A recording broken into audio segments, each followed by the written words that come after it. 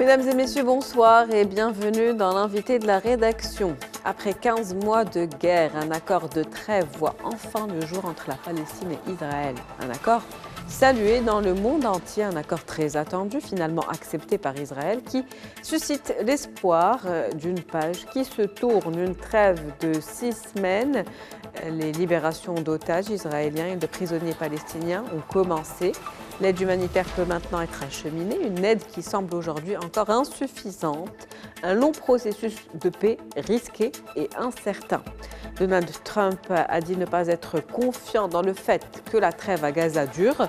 Dans la deuxième phase de cet accord, si on y arrive, on prévoit la cessation totale des hostilités qui restent encore à négocier.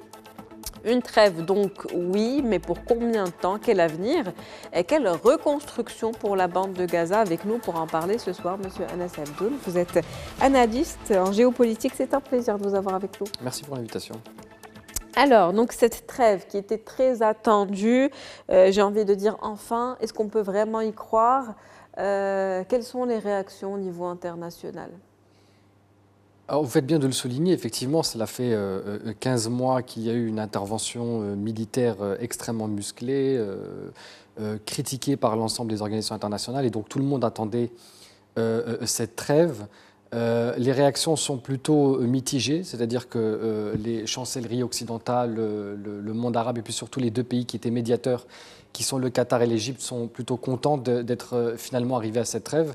Et puis en même temps, on est plutôt mitigé déjà pour deux raisons. La première, c'est que cette trêve qui a été finalement acceptée par le Premier ministre Benyamin Netanyahou, c'était exactement la trêve qui avait déjà été proposée en mai 2024. Mais là, on voit qu'effectivement, l'effet de la nouvelle administration, vous avez plus de mal à dire non à une administration qui reste encore 4 ans de mandat plutôt qu'à une administration sortante par définition. Justement, est-ce que c'est ce qui explique que cette trêve se fasse maintenant? Oui, absolument. Ça a un effet de corrélation directe parce que la trêve qui a été proposée maintenant était quasiment la même que Joe Biden avait proposée, mais Benyamin Netanyahou et ses gouvernements préféraient attendre et gagner finalement du temps jusqu'à ce que l'administration Trump reprenne un petit peu les mêmes termes de l'accord et mettre un peu plus de pression à l'encontre de Benyamin Netanyahou. C'était au même moment, en parallèle avec l'investiture de Donald Trump. Oui, absolument. Donc, et puis, il faut souligner aussi qu'en termes terminologiques, on parle bien de trêve et pas d'un cessez-le-feu.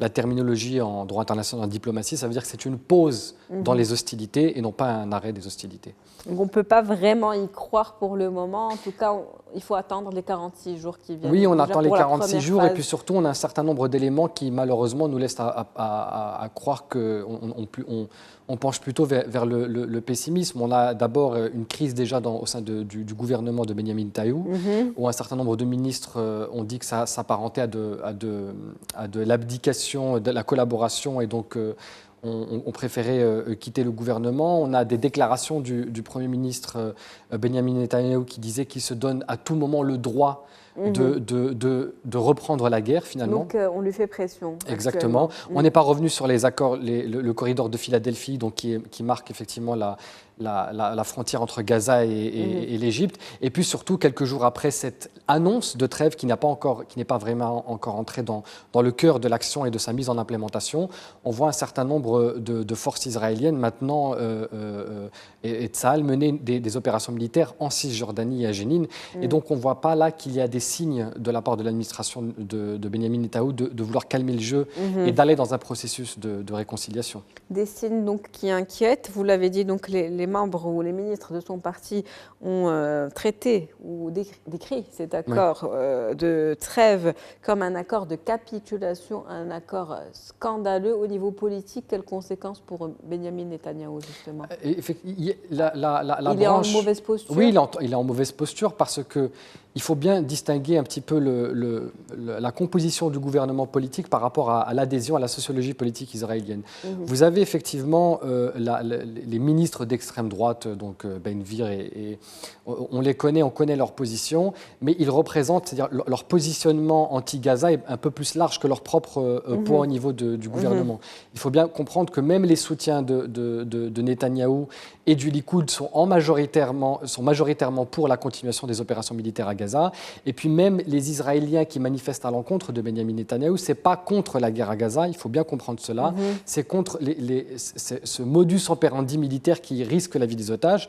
Et le risque fondamental, c'est qu'une fois qu'on arrive je dirais, à l'implémentation de cette trêve et à la récupération des otages israéliens, finalement qu'on n'ait plus au sein de la société israélienne de ligne rouge à la conduite des opérations militaires, parce que l'élément critique, la voie critique finalement au sein de la société israélienne, c'est de dire le bombardement massif effectivement détruit Gaza et les Gazaouis, mais risque aussi la vie des otages. Absolument. Et maintenant que les otages soient hors de Gaza, la crainte, c'est qu'il y ait un consensus beaucoup plus large à une opération, à la continuité de ces opérations musclées qui discriminent impunément entre les éléments militaires et les éléments civils à Gaza. Comment pourrait évoluer la situation actuellement avec les données qu'on a?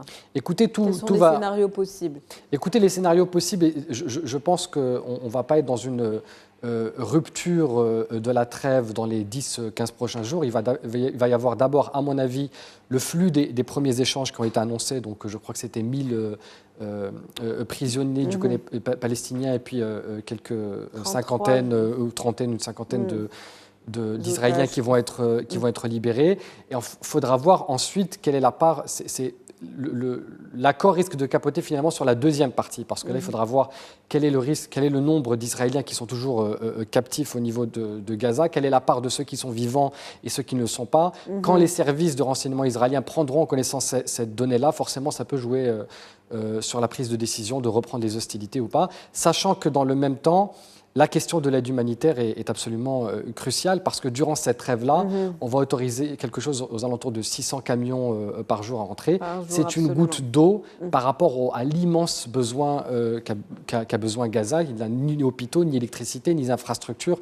L'État, dans son ensemble, a été détruit. C'est insuffisant, et même au niveau de la logistique actuellement, on ne sait pas trop comment va s'opérer cet acheminement. Oui, effectivement, parce qu'on sait que du côté des autorités égyptiennes, tout est mis en place effectivement pour pouvoir répondre à l'urgence humanitaire, à la catastrophe humanitaire qui est à Gaza, mais on n'a pas encore effectivement les éléments de la part des autorités israéliennes qui maintenant contrôlent cette partie de la bande de Gaza, donc finalement le corridor de Philadelphie, donc cette frontière, si vous voulez, entre Gaza et l'Égypte. Maintenant, c'est Israël qui la contrôle, et on n'a pas encore les éléments de données sur la coordination logistique. Et puis, on a forcément des cas d'école et un passé historique. On sait que lorsqu'Israël autorise un certain nombre de camions entrés par jour, on est souvent à 15-20% inférieur par rapport à ce qui est annoncé, donc ce qui laisse à penser qu'il y aura encore un stress humanitaire considérable, a fortiori que le froid maintenant commence à arriver à Gaza, qui a fait déjà quelques morts, notamment auprès d'un certain nombre de nouveau-nés. Et donc la situation est catastrophique. Naturellement, il faut se réjouir de cette trêve et on espère qu'elle va déboucher un cessez-le-feu. Il n'en demeure pas moins que cette trêve doit être impérativement accompagnée de véritables mécanismes pour répondre à la catastrophe et l'urgence humanitaire. Et justement, cette imprévisibilité de Donald Trump, elle ne pourrait pas faire la différence cette fois-ci? Oui, parce qu'on ne sait pas quelle est la posture de Donald Trump. Donald Trump a... Il avait promis l'arrêt de la guerre. Oui, effectivement, il a promis l'arrêt de la guerre, que ce soit d'ailleurs en Ukraine ou à Gaza. Il a promis d'arriver à un deal. La question de savoir quelle va être la nature du deal, parce qu'il y a des messages de la part de l'administration Trump qui sont plutôt perturbants, en fait. On voit d'un côté, effectivement, une pression de l'administration Trump et qui a réussi à arracher cette trêve. On sait que l'administration de Joe Biden a voulu prendre crédit de cette trêve, mais on sait que c'est l'administration Trump qui a permis d'arracher cette trêve de manière incontestable. Et parallèlement, on a l'administration Trump qui a levé les sanctions contre un certain nombre de colons israéliens que l'administration Biden avait mis en place. Et donc, effectivement, il y a Joe Biden Donald Trump souffle le chaud et le froid. On ne connaît pas encore la position précise au niveau de ce dossier, mais on sait que l'administration Trump, le secrétaire d'État et l'ensemble des membres qui composent son cabinet sont encore plus pro-israéliens que n'a pu l'être Joe Biden. Donc, à voir quel va être l'intérêt des États-Unis. Est-ce que c'est de continuer de soutenir Israël, mais dans quelles conditions? Est-ce que l'idée, c'est d'obtenir une trêve à Gaza et de fermer les yeux, par exemple, sur ce qui se passe au sud du Liban, qui connaît encore des bombardements, ce qui se passe maintenant à Jénine, en Cisjordanie, ou même sur les récentes annexions d'Israël au sud de la Syrie? Tout cela va certainement négocier entre Benjamin Netanyahou et Donald Trump, avec un deal qui est très cher au président américain. On verra en tout cas la suite de la situation dans les jours qui viennent. Absolument. Mais en tout cas, pour conclure, est-ce qu'on peut dire que les instances juridiques internationales aujourd'hui ont échoué? Non plus la crédibilité qu'ils avaient, en tout cas vis-à-vis de ce conflit aujourd'hui. Oui, vous avez tout à fait raison de le souligner. Je crois qu'il y a véritablement un momentum important, non seulement auprès des institutions internationales, mais auprès du droit international. C'est une rupture?